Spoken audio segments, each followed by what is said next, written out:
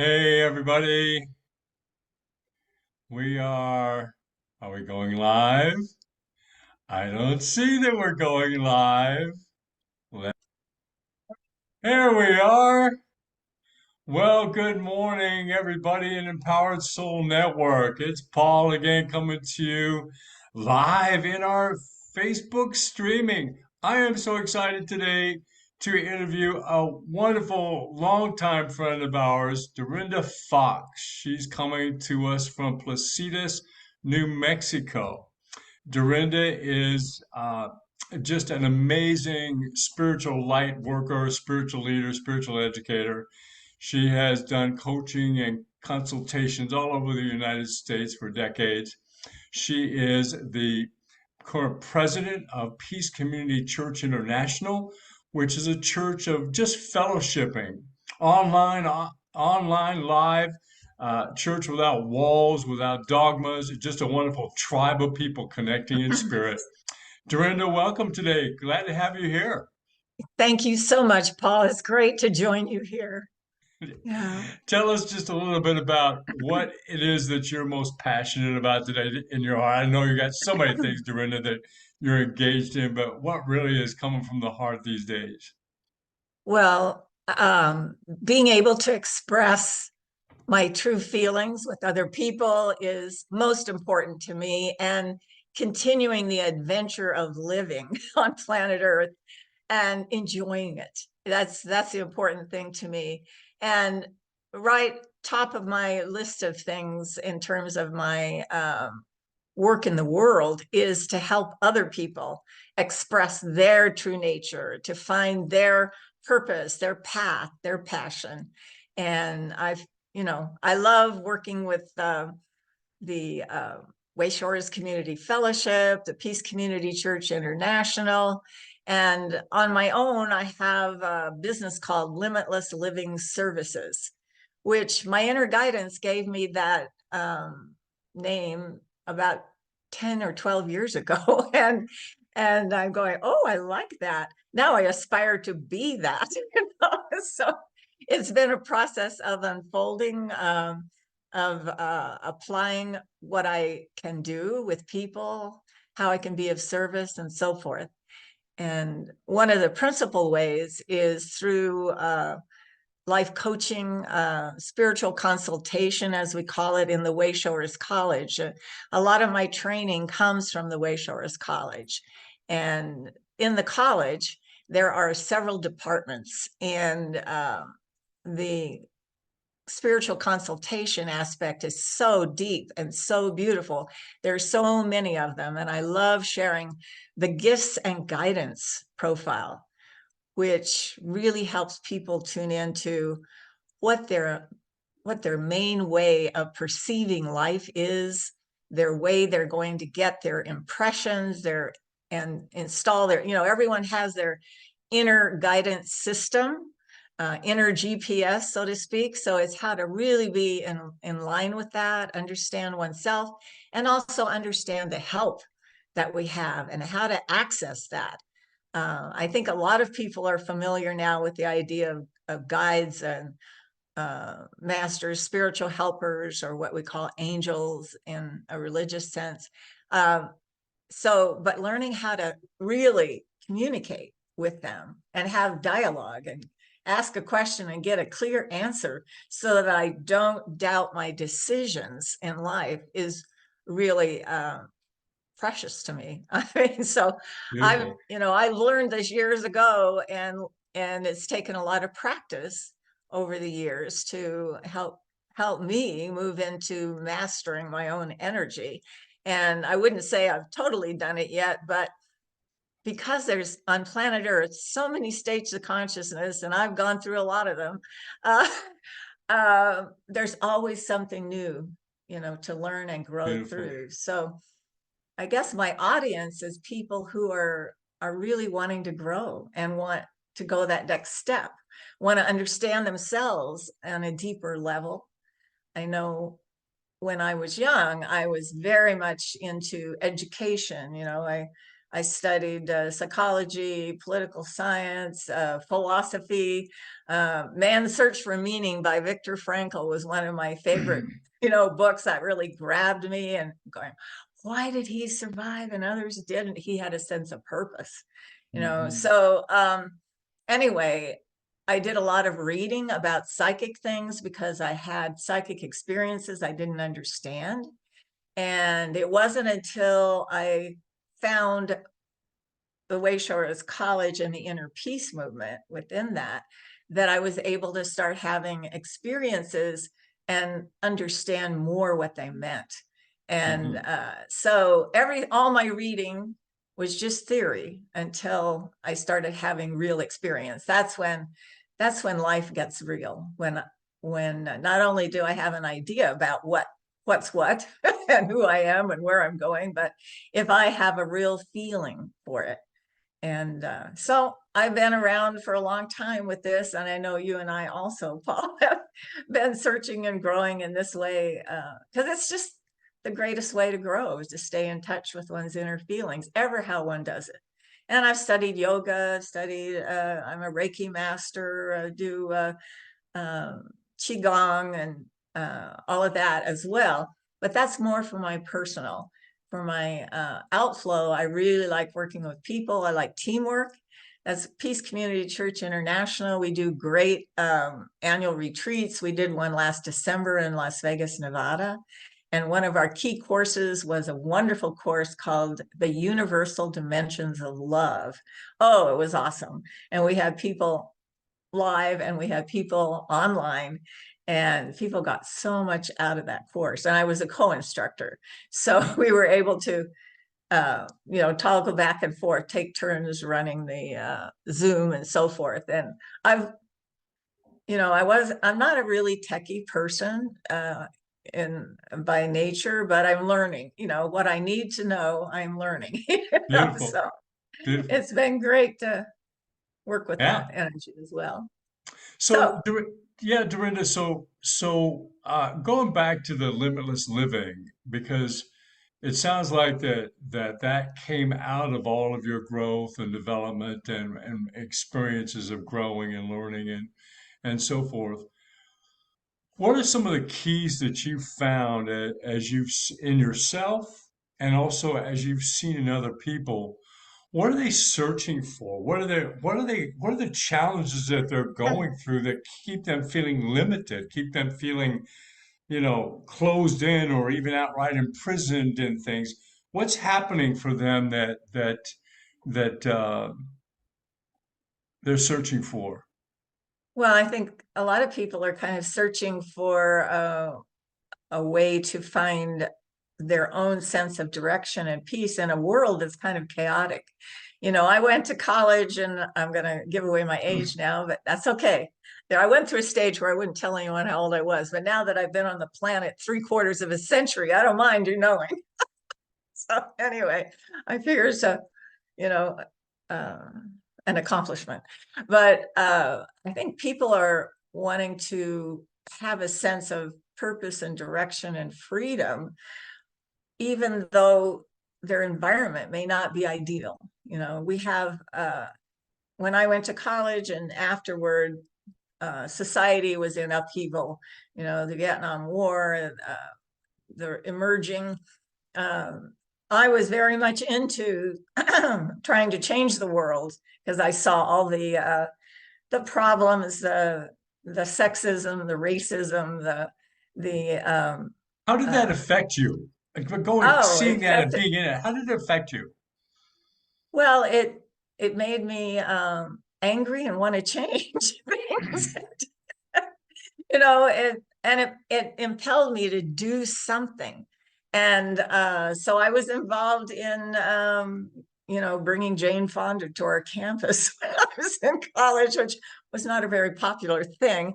But anyway, she had her following. And I was involved with the Associated Women's Students as president of that organization. And um, on the anniversary of Kent State and Jackson State, I was one of the organizers of a weekend of celebration of life, is what we called it. And we had people coming back from Vietnam who spoke anti-war. So anyway, I was right in the thick of it. And when I left the United States, I had the opportunity to take an epic journey, which really shifted me, really deepened. It really started me on my deep spiritual search. I'd always been searching, but uh, when I left to go to Europe with my political science professor and his family, um, after getting out of this environment and seeing how the rest of the world lives was very eye-opening to me. Also, on an inner level, I started having issues and problems within.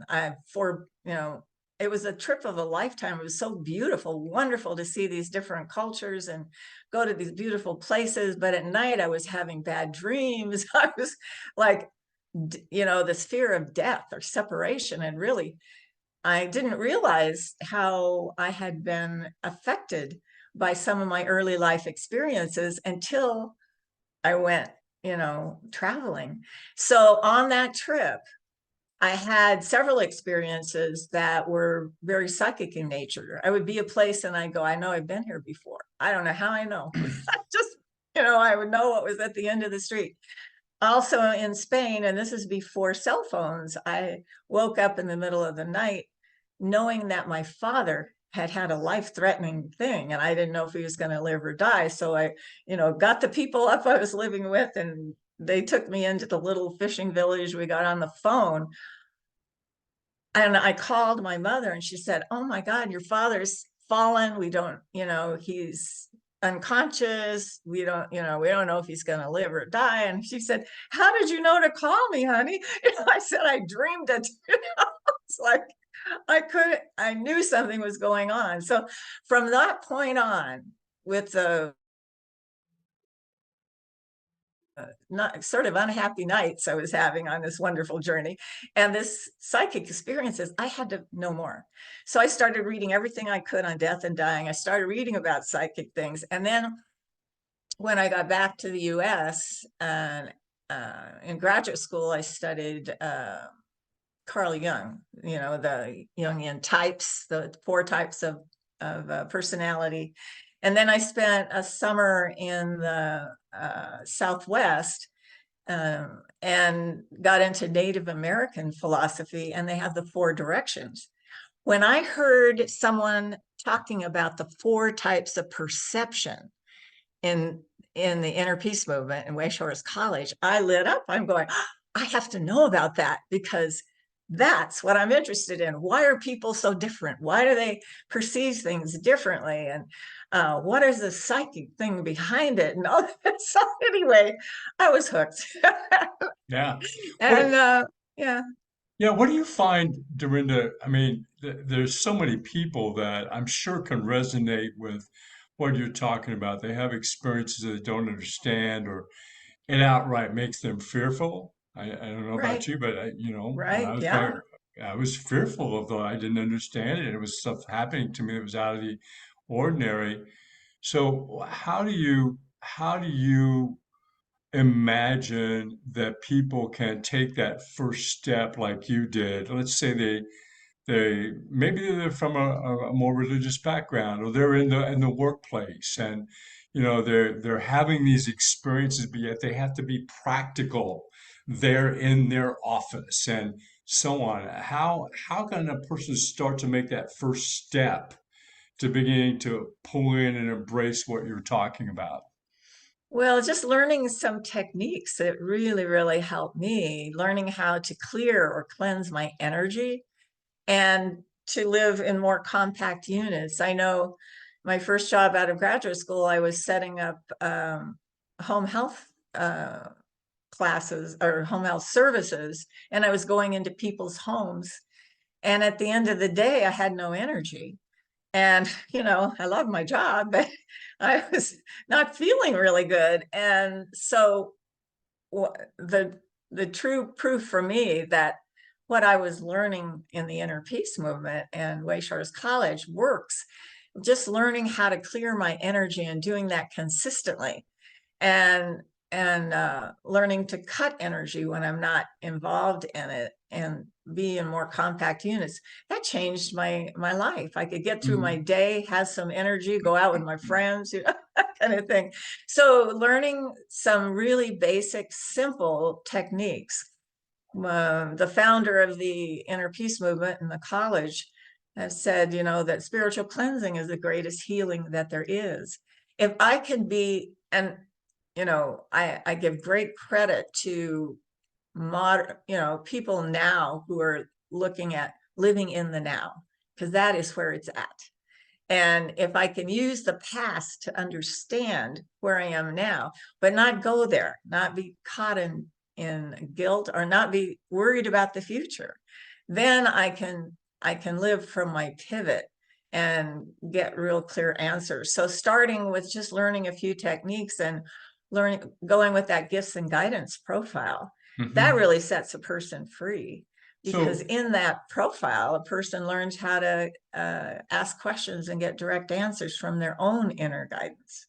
so there's so many people out there now. You mentioned Qigong and Reiki and so on. They have their versions of this kind of settling and finding that inner peace and so Mm-hmm. on. You mentioned the spiritual cleansing. That may not be exactly a familiar word to people. They may talk about centering more.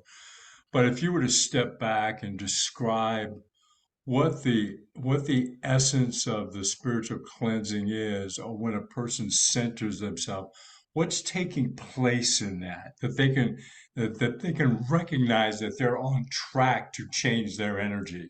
What are some of the signs that things are improving or moving forward? Well, however you call that kind of work. Well, I know that the to know that I am, or a person is centered or clear, or are as clear, is to be more relaxed inside, Okay. and to have that sense of just being able to take a deep breath and feel free inside, and to feel kind of pivoted.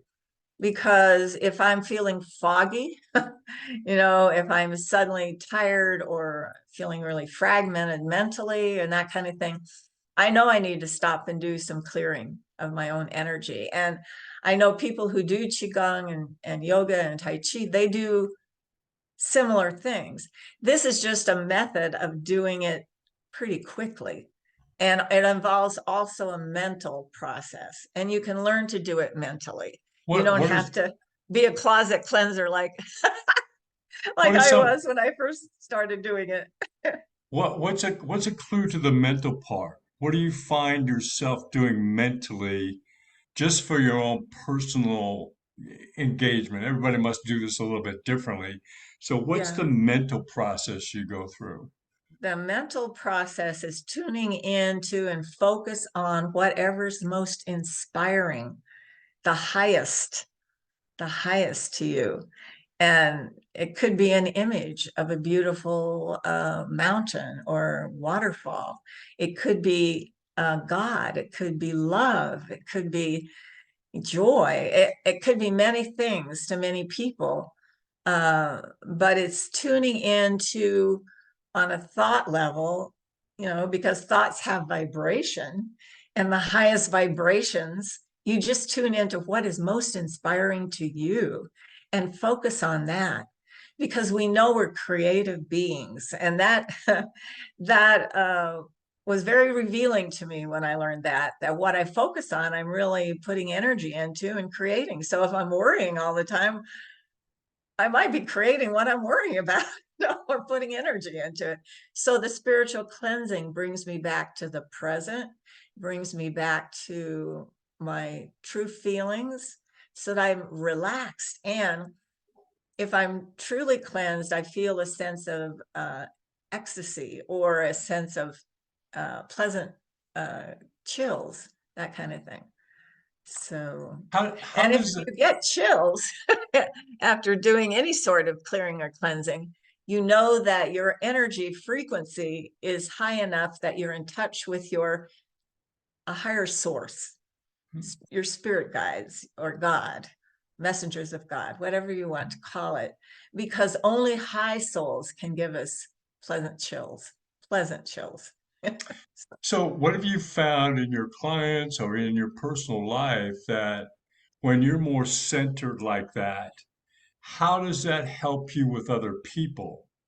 What's the impact of you being this way for yourself and then engaging your relationships at work or with loved ones? What happens then because you've done that? Well, I'm first of all more relaxed and present, and I'm not thinking about what this person is going to, how they're going to respond to what I'm doing. And I'm able to listen better. And if I'm being asked to do something, I can pause and get an impression, of the next step. I also get a lot of insight just of in terms of what my next steps are and what to share and sort of, these synchronistic experiences that people describe. If I'm clear and I'm cleansed, I have those all the time. And I've done a lot of work with people. And one of the biggest fears I had to overcome, and when I first got involved, was the fear of engaging people. I can remember how hard it was to knock on the door when I first, had to meet strangers with my work or pick up that phone or get up in front of a group of people and talk. Oh my God, in high school, I almost, I, I mean, I brought my grade level way down in my favorite class of advanced biology because I had to do a speech and I skipped school because of it. It's like I was scared to death of public speaking. And luckily, I had a teacher who wouldn't let me get away with it. And when I came back to school, I had to do it anyway. But so those kinds of issues, if there's any sort of fear or block that a person has that keeps them from doing what they really want to do in life. And I really wanted to be involved with people. I really wanted to be of service. And those little things that could get in the way, I wanted to get out of my way. And so that's really, I can help people with that writer's block. That's a good one. If someone's very creative and they run into an impasse, it's good to maybe talk to somebody who's got some methods that maybe can help them with that. So yeah. Am I So, answering your question? yeah, no, I mean, this is great that, I mean, the practicality that you're talking about, that people here in this network, they come from all different walks of life and backgrounds and beliefs and cultures and so on. So to make that useful and practical, I think that's the key that I hear you talking about is that no matter where your pathway is, there's solutions, there's hope, and so on. Dorina, what do you Mm-hmm. see coming up? What do you see in the next year or two in terms of people searching and what are some of the other things you've talked about overcoming fears, understanding your these impressions, whether you call them psychic or intuitive. What else are you seeing that is evolving in people in their search? What do you see people searching for lately? I think people are searching for a way to really connect with other people in a meaningful way. I think teamwork is really something that, you know, we're in a culture that says we have to bootstrap ourselves and we are responsible for ourselves. There's no doubt about it. I can't blame anyone for where I'm at with my life. I have to continually say, if I'm upset with something outside, I have to say, well, how am I doing that? You know, because like attracts like spiritually, right? It may not be a big degree, but I'm doing it in some manner or some form. So no judging. And, quite frankly, our society is so pulled apart right now with people taking sides. My team, I'm not talking to the other side, There are no solutions in a vacuum. And there's no solutions in continuing to just not engage, it's so I think people are wanting to figure out a way to be themselves and be free inside and also find solutions on the outer. I mean, I see our society is going through a big transition, and it, maybe transitioning out of being a major power in the world over, I don't know how many years, but our society is really going through a big shift. But it's gone through big shifts before, and we have to remember that. And that the I'm optimistic about the future of mankind on planet Earth. I think it'll survive, but there are a lot of people who don't think it's going to. Well, in my heart, I think they'll be. But you know what? It's a big universe. It's a really big universe, and the fact that I really, in my heart of hearts, know there is no death spiritually. I mean, this goes away eventually. This goes away, but um, spiritually, in terms of one's consciousness, their energy, and what they have put together for themselves in their feelings, that does not go away. If And you, it yeah, sounds like what you're saying is that having that and then being able to connect with others so that there's not this feeling that I have to do this alone by myself, but I can get involved. I mean, if people you step back and watch this interview again, Dorinda started out with that being involved, being active, helping to organize, helping to do things. And that's what it takes, that's the teamwork yeah, you're talking about, right? Is get in right, there, do right. something. And then remembering what am I getting out of it? You know, uh, so I don't know who said something about democracy was a great failed experiment, but what did people learn being involved in it? That's the important thing. How am I growing within? Because even if something isn't on the outer successful, doesn't mean it's not a success on the inside. Don't you think Thomas Jefferson learned a lot from being a part of, I mean, working on the Declaration of Independence and and the Mhm. people, the framers of the Constitution? I'm sure they learned a lot. They really were at loggerheads with each other over many things. But don't you think they learned a lot Yeah, individually, personally? Yeah. And look what came out of it, some good there you stuff. go. There you go. Yeah. Well, Dorinda, this has So, been Yeah, this has been amazing. I mean, we could talk all day on this. I just love this conversation. So, but as we wrap up here, how can people get in touch with you? The Limitless You, the Peace Community Church International. What would you like to say about how they can get in well, touch with they can get in touch with me at dorindafox.com, you? Okay. or Fox for the number four, Joy, Fox for Joy, at Fox for Joy, the number two, Fox for Joy 2 at gmail.com. And PCCI, it's a wonderful website, pcciworld.org, pcciworld.org. So Great, that's how Dorinda, you and can get in touch. yeah, and we'll you can put those in the comments, underneath the video when you see it Okay. All right. live, and Very good. we'll make sure that we reference that. So, wow, Dorinda, thank you so much for being a part of Empowered Soul Network. This is what an empowered soul to share it in the morning on Tuesday. This is wonderful. Thank you so much Well, for being thank with you, us. Paul, so much. It's a great way to start my day with you and your network. It's just an awesome thing you're creating. So it's great to be a part of it. Thank you. There you go, Empowered Soul team. Another beautiful, amazing soul sharing with us in Empowered Soul Network. Have a great day, everybody.